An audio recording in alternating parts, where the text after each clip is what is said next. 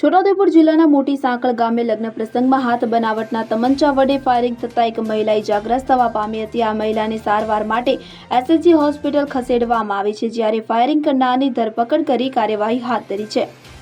છોટાઉદેપુર જિલ્લાના મોટી સાંકળ ગામે લગ્ન પ્રસંગ હતો કે જેમાં રેણદી ગામના જયેશભાઈ રાઠવા, તેમની પત્ની, પિતા અને શાંતુબેન ગણપતભાઈ રાઠવા તથા તેમના સગા સંબંધી તથા ફળિયાના મળી કુલ 30 થી 40 લોકો મામેરો લઈને મોટી સાંકળ ગયા હતા કે જ્યાંથી રાત્રે લગભગ 2:30 વાગ્યાના અરસામાં પરત ઘરે જવા બે પિકઅપ તથા એક ઇકો ગાડીમાં બેસીને નીકળ્યા હતા। ત્યારે ત્યાં મોટી સાંકળ ગામનો પ્રવીણભાઈ વીરસિંહભાઈ રાઠવા પણ ડીજે સાથે રાજાનો શેરો અને ઘોડો લઈને 30 થી 40 જણા સાથે નાચતા મંડપ તરફ આવતો હતો। ત્યારે અચાનક ફટાકડા જેવું ફૂટવાનો અવાજ સંભળાયો હતો, જેને લઈ પિકઅપ ગાડીમાં બેઠેલા શાંતુબેન ગણપતભાઈ રાઠવાએ લોહી નીકળતું હોવાની બૂમ પાડી હતી, જેને લીધે ત્યાં હાજર સવિતાબેન અરવિંદભાઈ રાઠવા તથા અન્યોને શાંતુબેનને જોતા તેમના જમણા પગના સાથળના ભાગે કોઈ બંદૂકની ગોળી જેવું વાગી આરપાર કાણું પડી ગયું હતું અને લોહી નીકળતું જોવા મળ્યું હતું। એટલે કે જયેશભાઈ રાઠવાએ તાત્કાલિક ડીજે બંધ કરાવ્યું હતું અને પિકઅપ ગાડીમાં જોતા પાછળના ડાલાના બંને ભાગોમાં કાણા પડી ગયા હતા। ત્યારે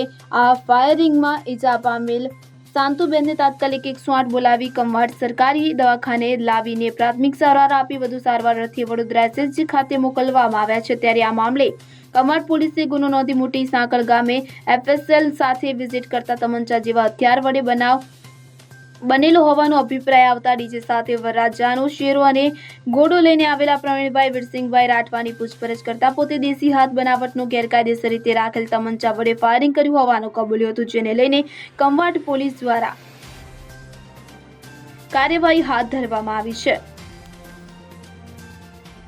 બ્યુરો રિપોર્ટ CN24 ન્યૂઝ। હવે જુઓ દેશ દુનિયાની તમામ ખબરો તમારી આંગળીના ટેરવે।